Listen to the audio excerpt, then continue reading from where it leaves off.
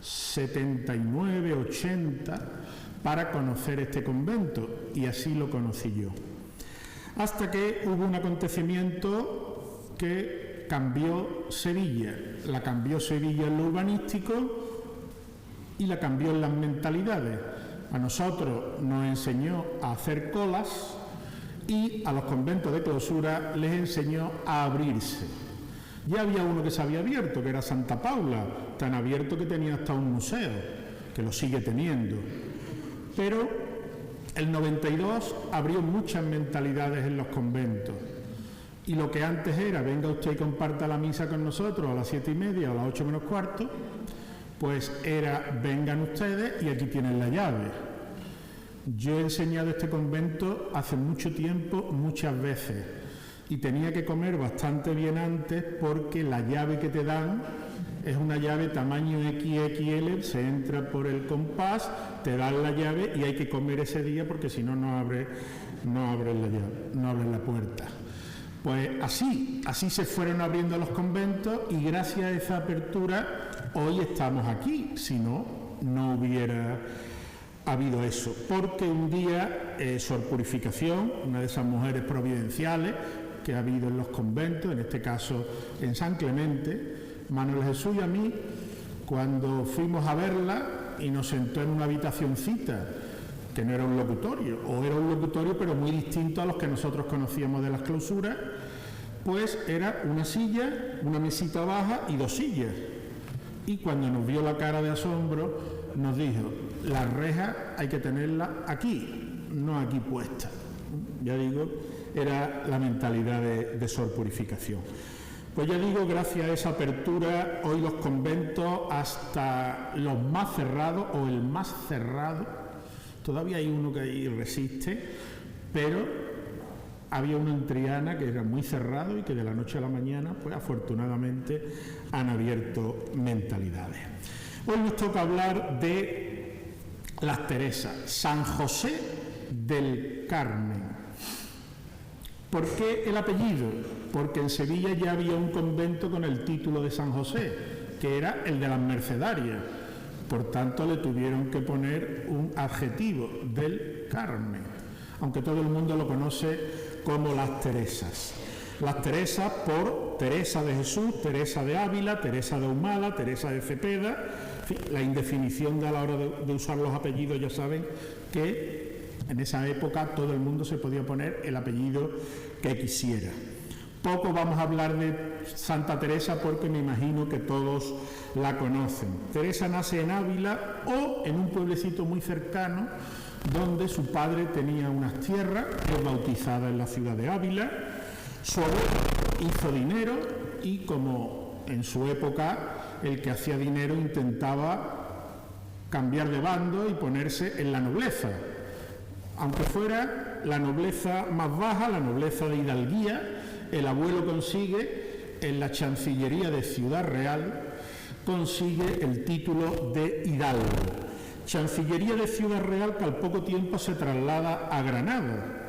Si alguien quería ser noble en España y no tenía título o no tenía hábito militar, pues lo que hacía era hacer un pleito de ejecutoria ante la sala de las vizcaínías de la Chancillería que le correspondiera.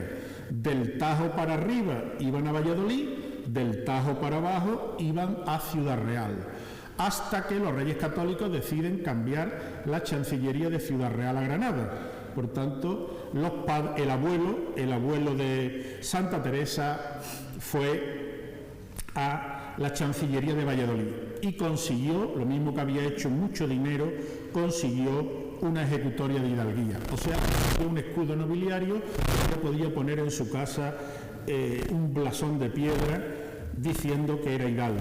Y no solo eso, además de eso tenía la blanca de la carne. ¿Qué era la blanca de la carne? El no pagar impuestos. El no pagar impuestos.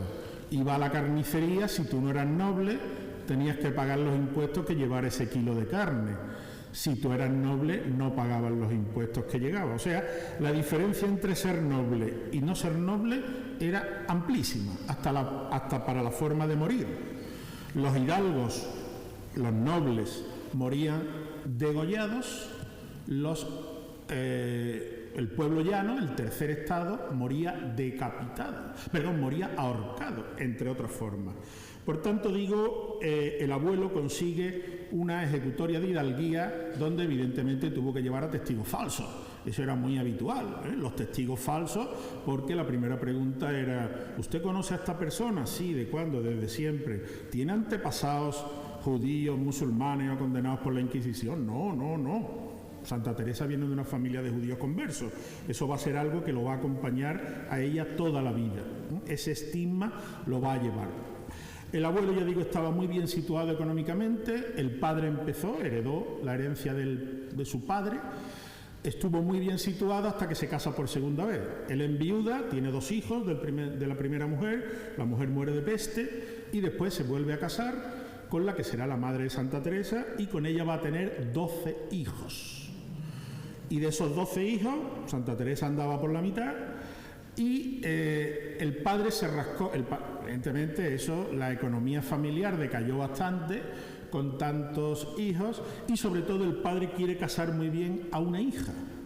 Esas son las costumbres de la nobleza en España.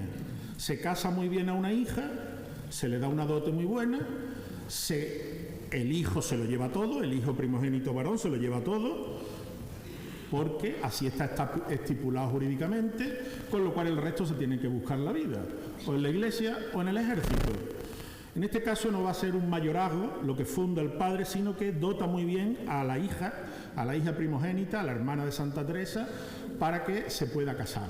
Se casa muy bien con un rico de otro pueblo, y el resto de los hijos pues se tienen que buscar la vida. La mayoría de ellos se la van a buscar en América, en el ejército. Un hermano de Teresa muere luchando contra los mapuches en Chile. Otros 2 hermanos están presentes en las contiendas en Perú entre Pizarro y el nuevo virrey que quiere imponer el rey, en las luchas por el poder. Varios hermanos van a morir en Perú, además de este que muere por los mapuches.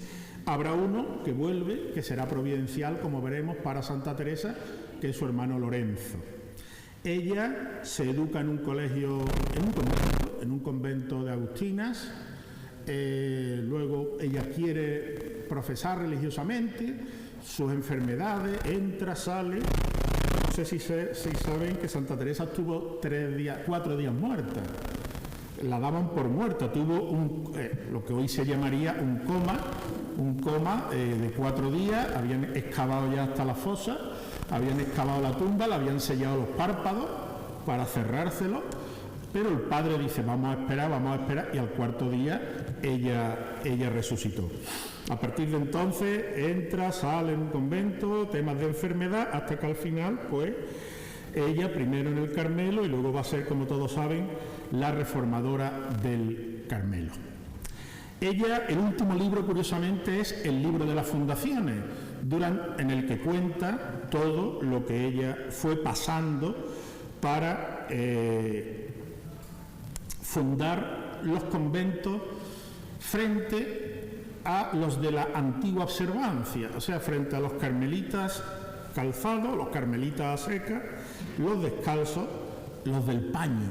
Ella les llamará los del paño a los carmelitas en general, para distinguirlos de ella. Ella comienza a fundar, ella se conoce a otra persona, hay 2 personas clave en la fundación, 2 personas masculinas, que va a ser Gracián, el padre Gracián, y por supuesto, aquí lo tenemos, San Juan de la Cruz. Va a ser el gran reformador de la orden. Ella, ya digo, su libro casi póstumo, lo termina muy pocos días antes de morir, es el libro de las fundaciones, donde nos cuenta todo lo que pasa. Antes de hablar del libro de las fundaciones, vámonos a su tarea como escritora. Se ha leído mucho en el Via Crucis hoy muchos textos de las Moradas. Las Moradas es posiblemente el gran libro de Santa Teresa. Lo escribe un año después de estar en Sevilla. Las Moradas o Castillo Interior, ese es el nombre. En realidad es una guía para el desarrollo espiritual. Ella viene a decir que la vida son un castillo con muchas habitaciones. Concretamente ella divide el libro en 7 capítulos, 7 mansiones. Hay que ir pasando de una a otra hasta para llegar al final a Dios. Esas habitaciones, esas moradas, esas 7 moradas, las va escribiendo después de recibir una de las muchas visiones. En lo alto del retablo tienen 2 visiones de Teresa. Una con la Virgen, un desposorio místico, y en la otra, allí la tienen, cuando se le aparece Cristo atado a la columna. Las apariciones de la Pasión va a ser algo bastante habitual. Ella va a estar muy influida por los jesuitas. Sus primeros confesores espirituales van a ser jesuitas de Ávila. Y a San Ignacio se le aparece el Nazareno, se le aparece Jesús con la vocación del Nazareno cuando va camino. Por tanto, ella, ya digo, va cogiendo de aquí y de allí.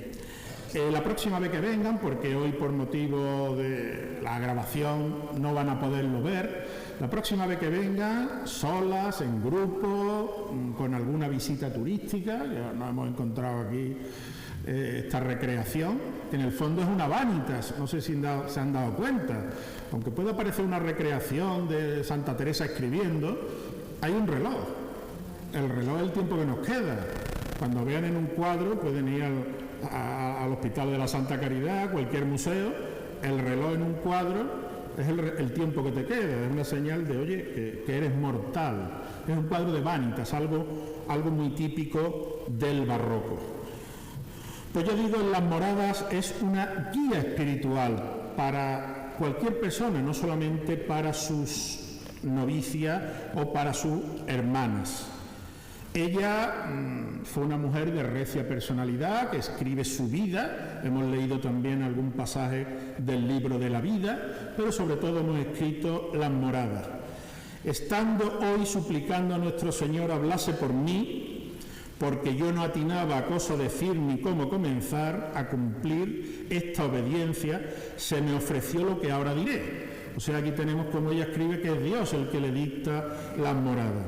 Ella empieza a escribir un 2 de junio de 1577, el día de la Santísima Trinidad. Simplemente hemos leído bastante de las moradas, pues simplemente una cosita más. Oh desventurados tiempos, miserable vida en la que ahora vivimos, y dichosa a las que les ha cabido tan buena suerte que estén fuera de él. Algunas las veo a estas hermanas tenerle tan grande interior que la más puede. Más alabanzas da nuestro Señor de verse en el monasterio, porque se les ve muy claramente que salen aquellas alabanzas de lo interior de su alma. Muchas veces querría, hermanas, hicieseis esto, que una que comienza despierta a las demás, le está marcando el camino. Es un libro que escribe en 4 meses. Del año 77, ella escribe las moradas en 4 meses. Y decía que la próxima vez que venga, en cualquier tipo de visita, o incluso si hay misa, siempre la sacristía, esto es la sacristía de afuera, hay una sacristía de adentro que está en clausura. Pues cuando lleguen hay una vitrina donde está posiblemente el mejor coleccionable de las reliquias de Santa Teresa. Ahí tenemos el manuscrito de las moradas. Ella lo escribe en Ávila, a su muerte lo recoge el padre Gracián y llega a un sevillano porque se lo regala al padre Gracián, y ese sevillano, su hija, ingresa en este monasterio y lo trae, con lo cual desde el siglo XVII el manuscrito de las moradas lo pueden contemplar en la vitrina. Ella lo numeró en números romanos y el padre Gracián numeró el libro en números arábigos. La primera edición se hizo en Salamanca, la primera edición de las moradas, y la hizo nada más y nada menos que Fray Luis de León. Fue el que hizo la primera edición de las moradas. Pues ese libro está aquí, lo mismo que está el Quitito, el Quiteña, un niño Jesús que vino de América de una sobrina, lo mismo una alpargata, el tambor que tocaba la sobrina, o la otra gran recuerdo es el cuadro. Toda la iconografía de Santa Teresa deriva de un cuadro que le hizo un fraile carmelita, Fray Juan de la Miseria. Ese cuadro lo tienen ustedes aquí, pero si hoy no lo pueden ver, tal como salgan, bajen ustedes la calle Santa Teresa, camino de Santa Cruz, y en el recoveco que hace el convento hay un azulejo allí. Ese azulejo está basado en el cuadro de Fray Juan de la Miseria. Ese cuadro se pintó aquí en Sevilla, por eso lo conservaban la Fundación Sevillana, por eso lo conservaba este convento. Y siempre se ha contado lo mismo. Ya he dicho que era una mujer de carácter fuerte, y cuando terminó el fraile, ella estuvo posando para él, y cuando se lo enseñó, le dijo: Dios te perdone, Fray Juan, que ya que me sacaste, me ha sacado fea y legañosa. Hay otro, el fea lo sustituyen por vieja. Hay dos versiones. Yo digo, era una mujer muy de armas tomar. Una mujer con un proceso ella muere, como saben, en Alba de Tormes, con un proceso de canonización bastante rápido. A los 30 es beata, y en el mismo siglo XVII es ya santa. Y por último, Pablo VI la nombra doctora de la Iglesia. Es, no sé si lo saben, copatrona de España, junto a la Inmaculada Concepción, que es la patrona de España desde Carlos III. Santa Teresa ha sido una mujer que ese proceso rápido tuvo mucho que ver la Casa de Austria. La Casa de Austria fue una gran devota de Santa Teresa, los Borbones más recientes también, y el general Franco, saben que en su mesa, en la mesa de su despacho, tenía el brazo de Santa Teresa, hasta que luego ya fue devuelto. Por tanto, es una mujer que en la historia de España ha tenido una gran repercusión, tanto intelectual como doctrinalmente. Santa Teresa llega a Sevilla, y de Sevilla no guarda un recuerdo para nada agradable, todo lo contrario. De Sevilla dice cosas bastante malas, lo pasa mal, se lo hacen pasar mal. Ella, curiosamente, poco antes de llegar está a punto de ahogarse. Ella viene de Beas, han fundado el convento de Beas en la provincia de Jaén, y el padre Gracián, al cual ella había conocido antes en Ávila, pues le dice que van a Sevilla, que era pues no voy a decir la capital del mundo, una de las ciudades más importantes del mundo en 1575. El oro ya llega menos, pero la plata está llegando a expuertas. En la época, el siglo XVI es el gran siglo de Sevilla, no el XVII. El XVII es el siglo del barroco, de las artes, de las letras, pero el siglo económicamente importante es el siglo XVI, sobre todo el reinado de Carlos V y los primeros años del reinado de Felipe II. Ella va a vivir básicamente durante el reinado de Felipe II. Pues bien, ella, cuando tiene que cruzar el Guadalquivir para llegar a Sevilla, porque viene de la otra orilla, viene de Jaén, pues está a punto de ahogarse. Ella lo cuenta con terror. Ve como el barquero se le va la maroma, no consigue y está a punto. Ella lo cuenta en su libro. Y llega a Sevilla con una calor de mayo, esas calores que cuando llega mayo y ella no está acostumbrada, evidentemente, a esas calores. Y ella lo cuenta sin reparos ninguno. Ya digo, ella contó su vida, tanto las apariciones místicas, ultraterrenas, como la vida terrenal. Ella fue en ese caso muy pedestre a la hora de contarlo, nunca se anduvo con tapujos. Parecióle que, ida una vez, se quedaba la Fundación de Caravaca, otra fundación que habían hecho en Murcia. Y también sería de gran servicio de Dios fundar en Sevilla, que le pareció muy fácil, porque se lo habían pedido algunas personas que podían y tenían muy bien para dar luego casa, y el arzobispo de Sevilla, que en ese momento era don Cristóbal de Rojas y Sandoval, el tío del que luego será duque de Lerma. Por eso Rojas Sandoval no está enterrado en Sevilla, sino, aunque él murió siendo arzobispo de Sevilla, él está enterrado en la colegiata de Lerma, un sepulcro que hizo Juan de Arce. Le suena, ¿verdad? Le hizo el sepulcro a... Por prisa que nos dimos, llegamos a Sevilla el jueves antes de la Santísima Trinidad, habiendo pasado grandísimo calor en el camino, porque aunque no se caminaba en la siesta, yo os digo, hermanas, que como había dado todo el sol en los carros, que era entrar en ellos como si fuera el purgatorio. Unas veces con pensar en el infierno, otras pareciendo se hacía algo y padecía por Dios.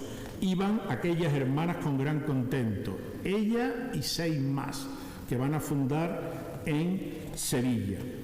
Ella llega, ya digo, el 26 de mayo de 1575, otra vez la Trinidad. Un día antes de la Pascua del Espíritu Santo, o sea, no llevaba ni una semana en Sevilla, les dio Dios un trabajo harto grande, que fue darme a mí una muy recia calentura. Yo creo que sus clamores a Dios fueron bastantes para que no fuese adelante el mal, que jamás de tal manera en mi vida me ha dado calentura que yo no pasé más adelante. Fue de tal suerte que padecía, tenía modorra, según iba enajenada, ellas a echarme agua en el rostro, tan caliente de sol que daba poco refrigerio, o sea, calor meteorológico y calor corporal de la calentura. No os dejaré de decir la mala posada que hubo para esta necesidad. Ella le prometen un buen lugar y cuando llega le dan unas casas en la calle de las Armas, en la calle Alfonso XII, al final, junto a donde estaba el convento de las Mercedarias, la esquina de la calle San Vicente con la plaza del museo. Pues llegando ya casi a la plaza del museo, allí le dan. Ella lo cuenta sin ningún tapujo, las liendres, los piojos, todo lo que había en aquella casa sin ventilación, y ellas haciendo una vida de clausura, con lo cual ella, ya digo, no conservó nunca. La primera impresión de Sevilla fue bastante mala, porque aunque tenía 2 valedores muy buenos, el arzobispo y el prior de la Cartuja, que era, después del arzobispo, en Sevilla había 2 autoridades religiosas, el prior de la Cartuja y el prior de San Jerónimo de Buenavista, que era el convento, podemos decir, de la Casa Real. Eran las 2 personas, las Cuevas y San Jerónimo de Buenavista. Eran las 2 personas influyentes que había. Aunque ella tenía ese apoyo, también es verdad que tenía en contra a los carmelitas de la antigua observancia y también tenía en contra a la Santa Inquisición, que siempre estaba buscando los 3 pies al gato. Contra ella se va a sustanciar una información. No va a llegar a más, pero en los archivos del Castillo de Triana, ahora expositor de arte sacro, pues allí se fraguó parte de la investigación contra Santa Teresa.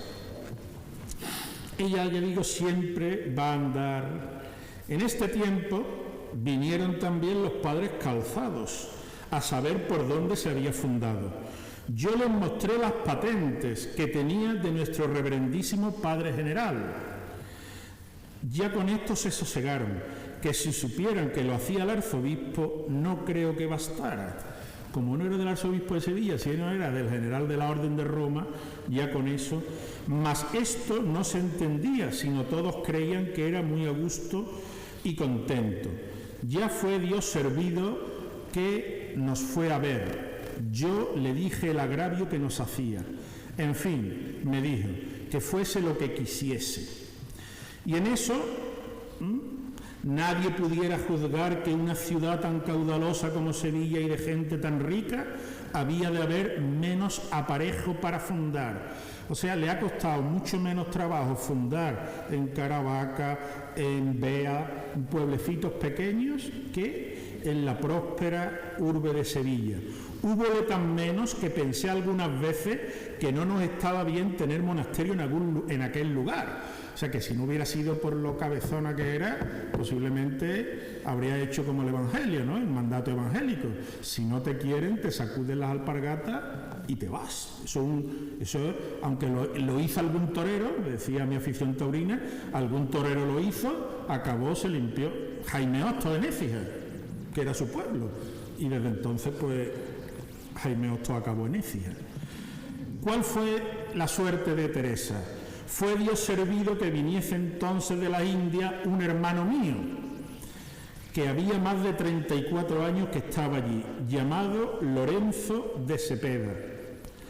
Lorenzo de Cepeda había ido al virreinato del Perú, ya digo, con los problemas de Pizarro, y vuelve a España ya con 3 hijos, una de las cuales va a ser sobrina y religiosa, Teresita.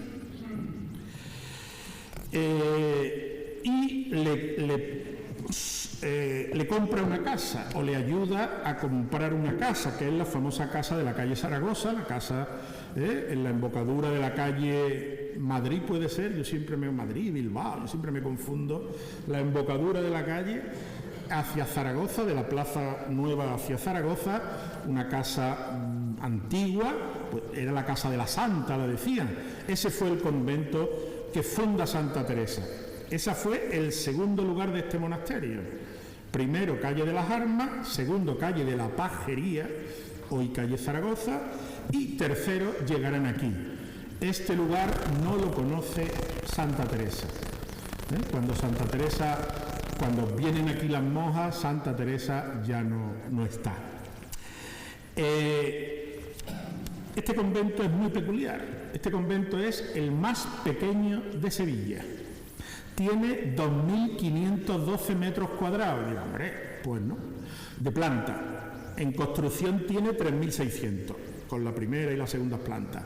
Pero lo que es en planta, si les digo que Santa Paula tiene 8.800 metros, Santa Paula tiene 4 veces más que esto. San Clemente, pues tiene 7.900. Son los grandes. Luego hay una serie de conventos intermedios, que es lo normal. La media de conventos de Sevilla anda por los 5.000 metros cuadrados. Y tenemos este pequeñito por una sencilla razón. Esto no se hace como convento, y eso se nota. Ustedes, que seguramente han ido a muchos conventos otros años en los Vía Crucis, esta iglesia ya tiene algo peculiar, que es el coro aquí. Tiene un coro bajo y un coro alto. Ustedes están acostumbrados a ver el coro abajo y el coro arriba, pero al fondo de la iglesia. Se han encontrado un espacio muy grande y han podido construir un convento siguiendo las construcciones normales de un convento. O sea, una casa sevillana muy, muy grande. Pero es que además los conventos, Santa Teresa le gusta regularlo todo, y ese todo es hasta cómo tienen que ser los conventos, cuál es la estructura de un convento. Eso lo tiene Antequera, eso lo tiene Úbeda, eso lo tienen los conventos que se crean de nueva planta. Esto no lo tiene porque esto era un palacio de un banquero arruinado, Pedro de Morga, uno de esos muchos banqueros que hace mucha riqueza y tal como la gana la pierde. Y a principios del siglo XVII tienen que subastar sus casas, las compra primero una persona intermedia, luego van comprando las casas de alrededor y hacen este convento. De ahí lo pequeño que es y que no tiene la estructura del convento, porque lo normal es que hemos entrado o han entrado a la procesión de ingreso por el compás, lo normal es que ahí estuviera el claustro. En cualquier convento normal, si está en la iglesia, además de los coros al fondo, uno de los 2 testeros es el coro, es el claustro principal. Aquí no, aquí tenemos el compás con las dependencias propias, las viviendas, una pequeña hospedería, el locutorio, el torno, y después, o sea, hacia abajo está el convento. Aquí está el claustro, el coro bajo, y ellas se entierran justamente debajo del coro, que se entra por un pequeño patio que tiene, le llaman el patio de la bóveda. Por tanto, ellas tienen que adaptar una casa, un palacio. El claustro de ellas es el claustro, el patio del banquero Pedro de Morga, reformado después en el siglo XIX, porque aquí, cuando el general Van Halen sitia Sevilla y comienza a tirar bombas, en las crisis de Espartero, una de ellas cae aquí. Esta es la zona más perjudicada. Si van a la casa de Mañara, allí hay una bomba encrustada que no explotó. Si van y compran un pollo asado en la Puerta de Carmona, allí hay una granada que se empotró y no explotó. Pues la parroquia de San Bartolomé fue la más afectada durante el bombardeo de Van Halen en 1852. De ahí le viene a Sevilla el título de heroica, muy heroica, resistencia a Espartero, en los problemas del reinado de Isabel II. Se va estructurando el convento, ellas primero adecuan el convento y después hacen la iglesia. Unos 20-30 años hacen la iglesia. La iglesia la hace Bermondo Resta, que era un gran arquitecto milanés, que era el maestro mayor de los alcázares. Y podremos hablar aquí del barroco. Bueno, la decoración sí, la iglesia no. La iglesia sevillana, salvo San Luis de los franceses, si no han ido, vayan, porque han abierto una exposición fantástica con los fondos de la Diputación. San Luis, eso sí es una iglesia romana, una iglesia barroca, con unos planos que lo hacen en Roma y los desarrollan aquí en Sevilla. El resto, esto es lo que se llama una planta de cajón, de caja de zapatos, si quieren. Un espacio rectangular, con una bóveda muy simple, una bóveda de medio cañón, con unos fajones que van a eje con las pilastras, y luego una zona de presbiterio cubierta con una bóveda de media naranja. Esto no es cúpula, para que fuera cúpula tendría que trasdosar al exterior y entrarle la luz. Esto es una media naranja con unas yeserías muy barrocas, unas yeserías pintadas. Por tanto, esto, lo barroco es la decoración, la estructura. Bermondo Resta es una persona muy conservadora en lo arquitectónico. Una persona que no se sale del mundo clásico, de Palladio, de Vignola, de lo que ha visto en los grabados italianos, de donde él es italiano del norte. Por tanto, él levanta la iglesia en 2 periodos porque la comunidad se queda sin dinero. ¿Cómo se puede terminar la iglesia? Vendiendo capillas. Los que están sentados en los laterales, junto a los retablos, están sobre capillas particulares. Aquí sigue habiendo enterramientos recientes, he visto que es del año 92, las últimas cenizas que llegaron. Estas capillas se van a familias y las familias se van a ir enterrando ahí. Por tanto, y normalmente encargaban el retablo correspondiente, con lo cual, ya digo, va a ser otra fuente de ingresos. Si han estado en el convento de Santa Isabel, que ya no es clausura, desde la época de Isabel II, fue cárcel de mujeres, y luego Isabel II se la concede a la madre fundadora de las religiosas filipenses. Si van al convento de Santa Isabel, el retablo es muy parecido. Estamos en la órbita de Jerónimo Velázquez, que es el que lo contrata, Juan de Mesa, un retablo mixto con pintura, con columnas entorchadas y con combinación de pintura, un retablo todavía muy clásico, con una almohadilla de fondo. Esto es lo que ellos ven, lo que los entalladores ven en los grabados italianos. A partir de ahí ellos van reproduciendo. Si ustedes ven alguna foto antigua, ha cambiado. La Inmaculada estaba antes aquí, San José y el Niño estaban allí. Este retablo ha tenido distintos cambios. Como es San José, pues evidentemente el titular tiene que estar aquí. San José es el patrón de las carmelitas descalzas, es el patrón de las carmelitas, una gran devoción de Santa Teresa, a San José, pues le concede gran importancia por algún que otro milagro de salud que le había hecho. Hay muchos conventos que es San José, tienen el título de San José. Ahí tienen un San José fantástico. Es la única obra documentada, el resto pues no, ni Santa Teresa ni San Juan de la Cruz.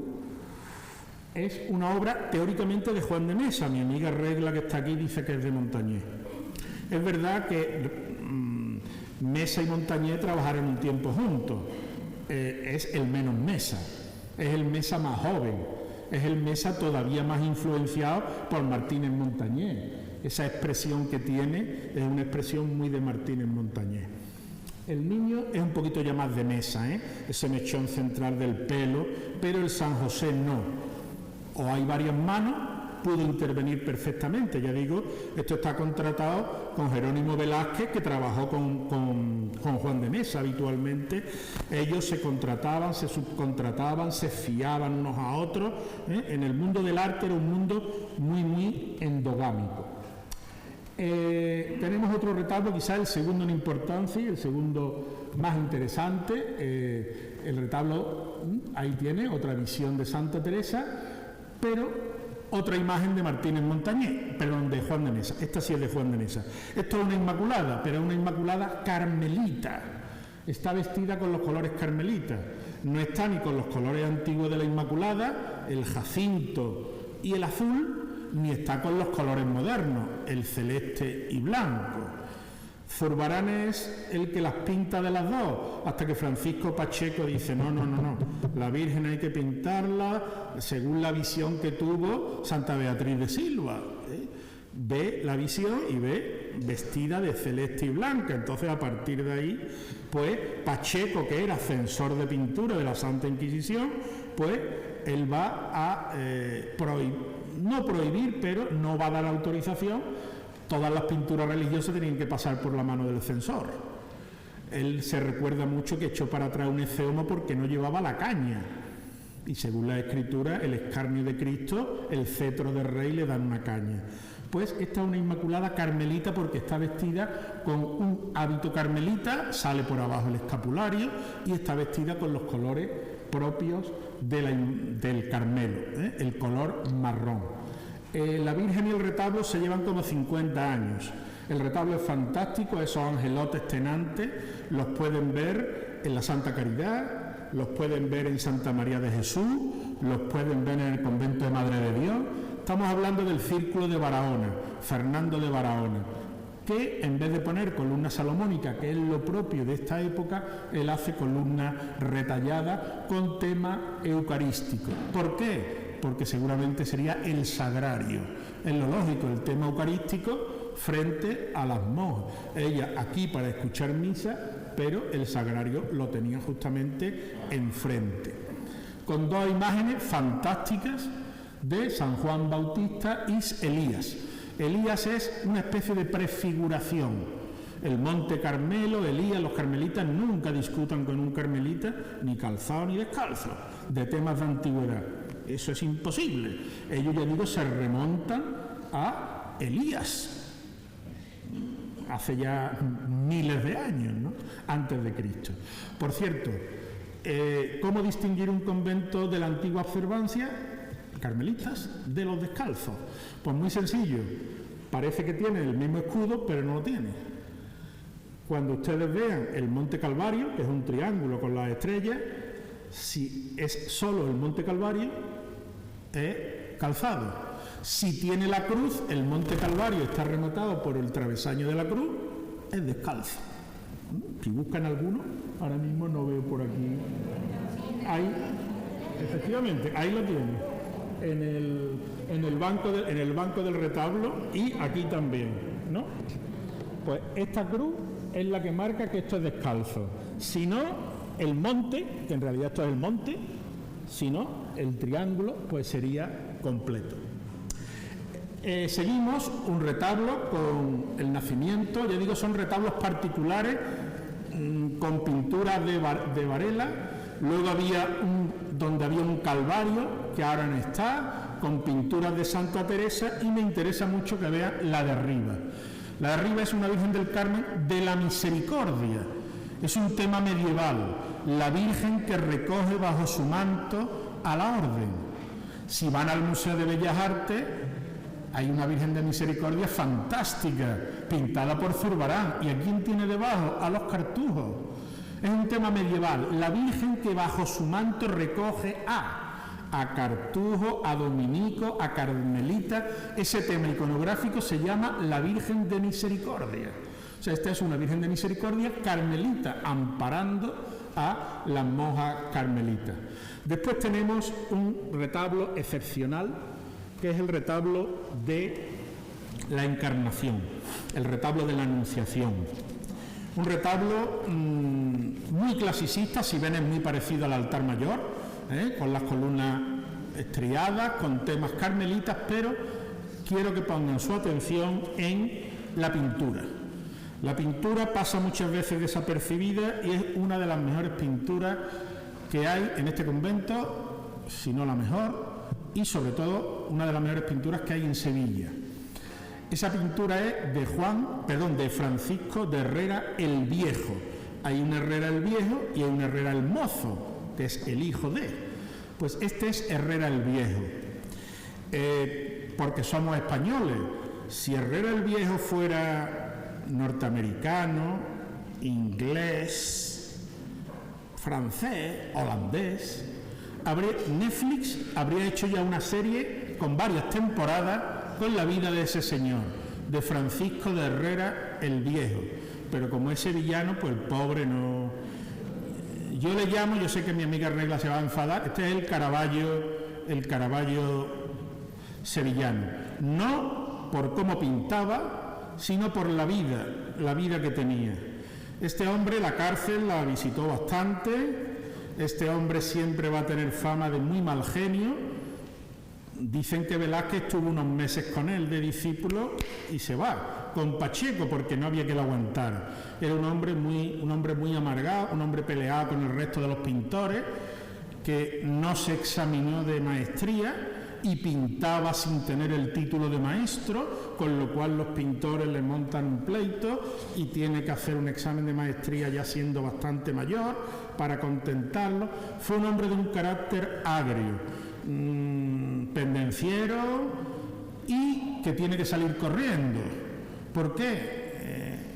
Caravaggio mata a una persona en Roma y se tiene que ir también.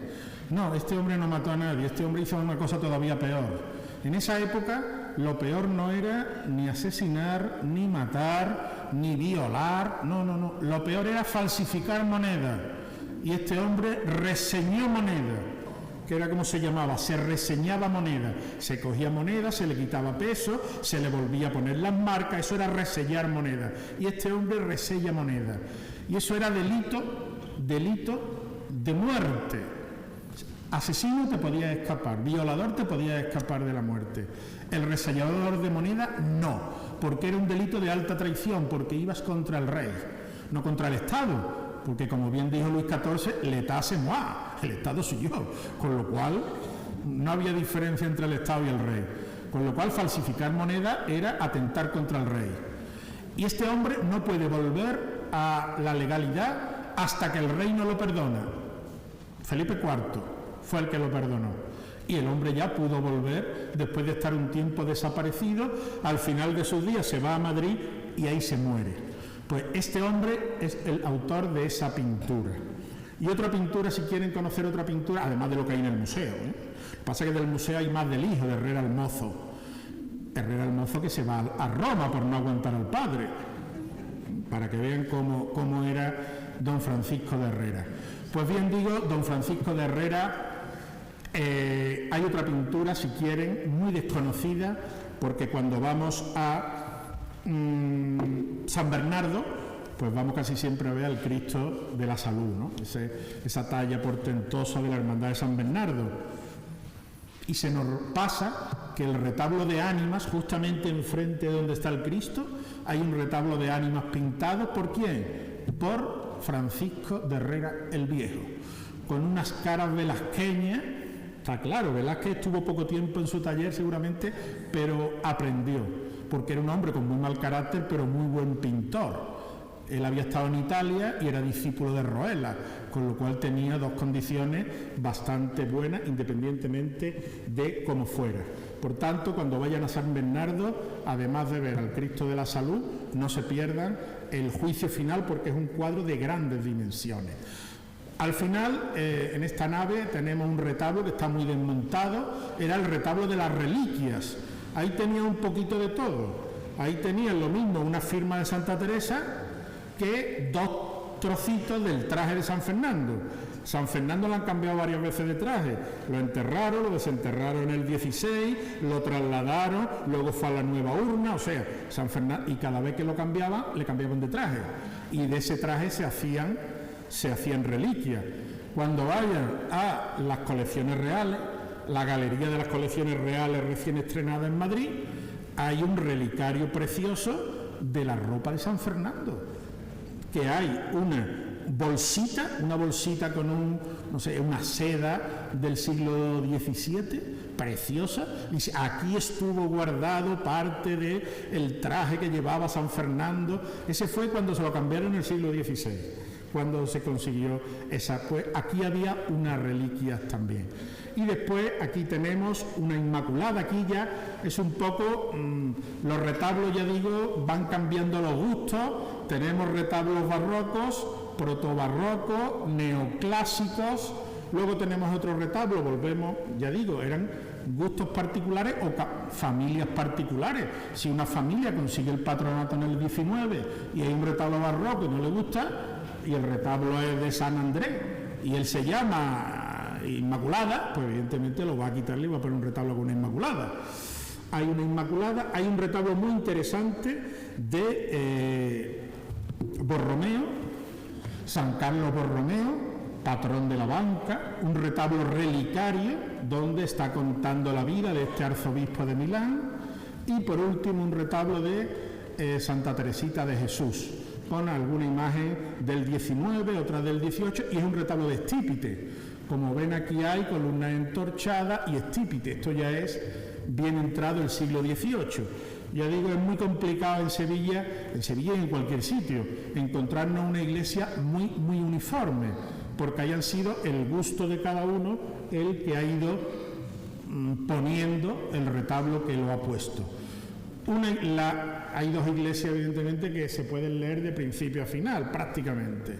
Una está claro, que es la Santa Caridad, desen prisa por verla porque va a estar 2 años cerrada, como no vayan pronto, la obra parece que va para largo, y la otra iglesia que se lee está muy cerca de aquí, que es San Nicolás. Esa iglesia se levantó, por fuera es horrible, pero por dentro tiene una unidad. Nos gustará o no nos gustará ese estilo artístico, pero salvo un retablo que viene además del convento de San Agustín, no es de allí, hay una idea bastante unitaria de eso, que evidentemente no hay aquí por, ya digo, la sucesión de restauraciones. Este convento se salvó de milagro. Ahí hay que darle su vela a Isabel II. La desamortización de Mendizábal establece la desaparición de conventos con menos de 22 religiosos. Ellas, por norma de Santa Teresa, solamente podían tener 19, y luego ampliaron a 21, incluyendo la habitación de la Santa, que es la número 21 es la habitación de la Santa. Como no cumplía los requisitos, podía ser desamortizado. Entonces Isabel II hizo, que es la que le pilla, Isabel II, la reina gobernadora, la madre, porque entonces Isabel II tenía 4 años, cuando la desamortización de Mendizábal. Pues la madre, la reina gobernadora, hace un truco de ley y admite que las religiosas que no sean de velo negro, o sea, las aspirantas, las postulantas, cuenten como comunidad, con lo cual sobrepasa el número y el convento se pudo escapar. Es que, a diferencia de otros conventos, Santa Clara, Santa Paula, que podían tener perfectamente 100, 120, 150 religiosas de velo negro, más luego las donadas, más luego las hermanas, más luego las etcétera. Aquí ellas, el Carmelo, siempre ha tenido esa limitación de 19 o 21, gracias a Santa Teresa, que fue la que inspiró. O sea, estamos hablando de una orden, se habla mucho del carisma, pues si hay una orden con carisma, evidentemente es esta. Muchas gracias.